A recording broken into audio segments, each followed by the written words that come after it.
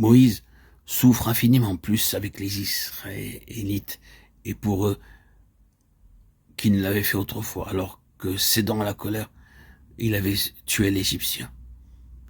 Devenu méditatif, silencieux, il a une capacité de souffrance plus grande. Et le cruel esclavage où il voit ses frères plonger jette comme un voile de deuil sur son cœur. Aussi, quand il reçoit à nouveau l'ordre de se rendre chez Pharaon, il répond à Dieu. « Voici les enfants d'Israël ne m'ont pas écouté. » Comment Pharaon m'écouterait-il? Exode 6.12. Dieu maintient l'ordre donné. « Voici, dit-il à Moïse, je te fais Dieu pour Pharaon, et Aaron sera ton prophète. » Pas à pas, les deux frères avancent selon que Dieu ordonne. Calmement, fidèlement. Ils obéissent aux directions qu'ils reçoivent, et leur foi augmente en constatant que Dieu agit, rendant ainsi témoignage aux paroles prononcées en son nom. Désormais, et à plusieurs reprises, nous retrouvons cette déclaration dans le récit sacré. Moïse et Aaron firent ce que l'Éternel leur avait commandé, ils fuirent ainsi. Exode 7.6.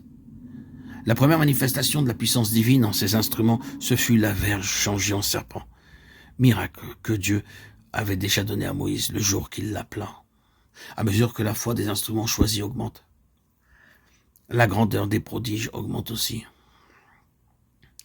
Pour les 3 premières plaies, ces 3 premiers jugements sur l'Égypte, Dieu se sert de cette verge. Puis, il ordonne à Moïse de dire à Pharaon, ainsi parle l'Éternel. Moïse avait-il commencé à s'appuyer de quelque manière sur ce bâton? Dieu ne veut pas que nous nous appuyions pour le présent sur les choses que, cependant, il a données lui-même et bénies dans le passé.